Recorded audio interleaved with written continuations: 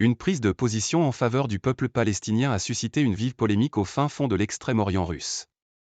Et pour cause, elle provient de Naba, un média du Birobidjan, l'unique région autonome juive au monde.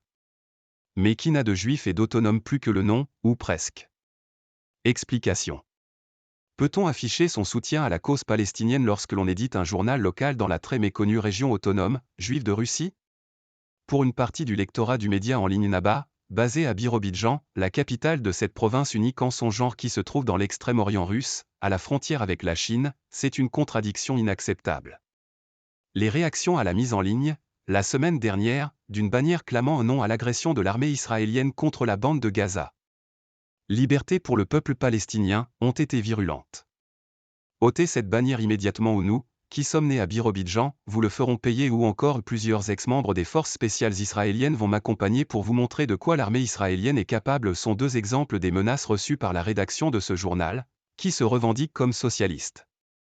Premier foyer historique pour le peuple juif. Ce qui m'a surpris, c'est que ces messages étaient remplis de haine et absolument pas constructifs, souligne à France 24 Vladimir Sakharovski, le rédacteur en chef de Naba et député à la Douma régionale. Il tient à préciser que sa prise de position n'équivaut pas à un soutien au Hamas, le mouvement islamiste palestinien responsable des attaques du 7 octobre sur le sol israélien. Son journal, insiste-t-il, ne soutient pas les actes des terroristes et ce qui s'est passé le 7 octobre. Vladimir Sakharovski assure que sa position ne fait que rejoindre les préceptes du président russe, Vladimir Poutine, qui a soutenu qu'il fallait d'abord penser aux populations et qu'en tant que publication socialiste, nous devons soutenir les civils avant tout. Mais le simple fait de publier une telle bannière, illustrée par le dessin d'un individu portant le kéfier et brandissant le drapeau palestinien, les doigts en V de la victoire, peut sembler incongru quand on est l'un des principaux, et rares, journaux de Birobidjan. En effet, même si cette région autonome juive est aujourd'hui qualifiée d'échec et d'absurdité historique, voire de Disneyland juif où ne vit qu'une infime minorité de juifs, il n'en demeure pas moins qu'il s'agit du premier foyer ayant été pensé pour le peuple juif, bien avant la création d'Israël, rappelle Alessandro Vital, spécialiste de l'histoire de la Russie à l'université de Milan, qui a écrit sur le Birobidjan et l'a visité à plusieurs reprises. Cette province a été inventée de toutes pièces par Joseph Staline en 1928. Le petit père des peuples entendait ainsi, en partie, concrétiser le projet de Lénine de créer des nations autonomes socialistes pour les minorités ethniques au sein de l'Union soviétique, par opposition aux États bourgeois, souligne Jeff Aoun, spécialiste de la Russie et consultant extérieur pour le New Lines Institute, un centre américain de recherche en géopolitique. Mais Staline avait aussi une autre idée en tête en proposant aux Juifs soviétiques d'aller habiter cette province de 36 271 km², soit un peu moins que les Pays-Bas. Il voulait établir une présence humaine russe dans cette région reculée car il avait peur que les Chinois, Coréens ou même Russes blancs cherchent à s'en emparer, précise Stephen Hall, spécialiste de politique russe à l'université de Bath. Sans compter que cette politique de peuplement permettait de résoudre la problématique des Juifs qui, aux yeux d'une partie des responsables soviétiques, dont Staline, étaient soupçonnés de ne pas être assez loyaux envers le nouveau régime communiste, poursuit ce spécialiste. En outre, c'était aussi une manière de leur offrir une alternative au projet sioniste d'installation en Palestine. Une solution gagnant-gagnant en quelque sorte? Sauf pour les Juifs. En effet, l'idée était d'en faire une province agricole, mais les Juifs qui s'y sont rendus n'avaient souvent aucune formation et la terre dans cette région n'était que très peu arable, souligne Jeff Aoun. Bon baiser d'Albert Einstein. Une partie du monde juif s'est enthousiasmée pour ce projet de Sion sibérien. Des associations américaines, comme l'American Birobidjan Committee, dont Albert Einstein fut le président honoraire, ont fait d'importantes contributions financières à l'établissement de cette région, assure Alessandro Vital dans l'un de ses articles consacrés à l'histoire de cette province semi-autonome. Juste après la Seconde Guerre mondiale, cette utopie a pu apparaître comme un havre de paix pour les Juifs d'Europe, et on estime qu'en 1948, la population juive a atteint son paroxysme et représentait près de 25% des habitants de cette région aux côtés des Russes orthodoxes, des Chinois ou encore des Coréens, note de la rédaction, précise Stephen Hall.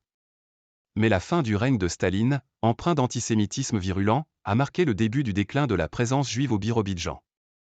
Un certain nombre d'habitants de cette province ont ainsi été victimes de la purge organisée dans le cadre du complot des blouses blanches, une affaire montée de toutes pièces par la propagande stalinienne en 1952 et impliquant des médecins, quasiment tous juifs, qui auraient tenté d'assassiner des responsables soviétiques.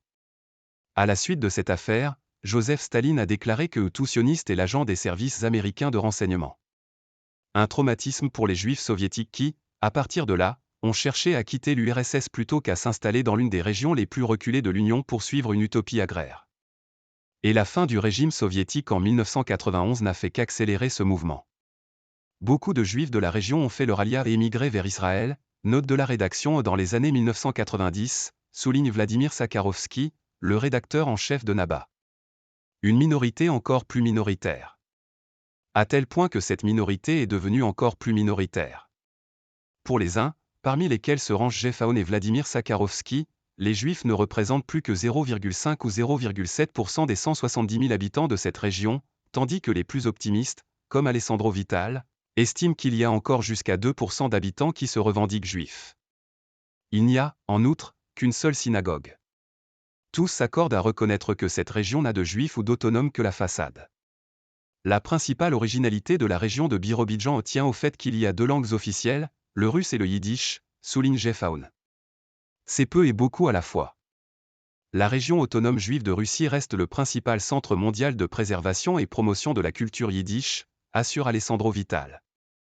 Les noms des rues sont encore écrits en yiddish, il y a des bibliothèques yiddish et à l'école les enfants, qu'ils soient juifs ou non, ont des cours sur l'histoire du yiddish, écrit ce spécialiste. L'un des derniers quotidiens en yiddish, le Birobidzaner Stern, y est aussi édité depuis 1930. Une autre spécificité tient à la coexistence pacifique entre les ethnies et les religions qui y règnent, notamment entre les juifs et les musulmans qui sont de plus en plus nombreux à s'y installer depuis 2008, affirme Alessandro Vital. Un exemple de cohabitation pacifique qui risque d'être mis à mal par la flambée actuelle de violence au Moyen-Orient, craint ce spécialiste. Mais il ne faut pas croire pour autant que tous les Juifs du Birobidjan sont des inconditionnels d'Israël. Loin de là. Il y a une relation compliquée avec Israël et il existe une tradition antisioniste dans cette province, assure Vladimir Sakharovski. Des tensions qui s'expliquent en partie aussi par le fait que l'État hébreu a toujours considéré cette province avec méfiance, comme s'il s'agissait d'un concurrent, résume Alessandro Vital. La guerre entre Israël et le Hamas a ainsi ravivé de vieilles rancunes. Dans son dernier éditorial consacré à ce conflit, le journal Naba a notamment assuré que ceux qui critiquent leur prise de position sont les mêmes qui vont troquer les rêves d'Extrême-Orient pour ceux du Moyen-Orient dans la recherche de leur paradis. La plupart des messages haineux que nous recevons viennent de Juifs qui habitent en Israël mais ont des origines ici, soutient à France 24 Vladimir Sakharovski. Une manière de suggérer que ces Juifs ont abandonné leur droit de critiquer ce qui se passe dans la région dès lors qu'eux ou leurs familles ont décidé de la quitter.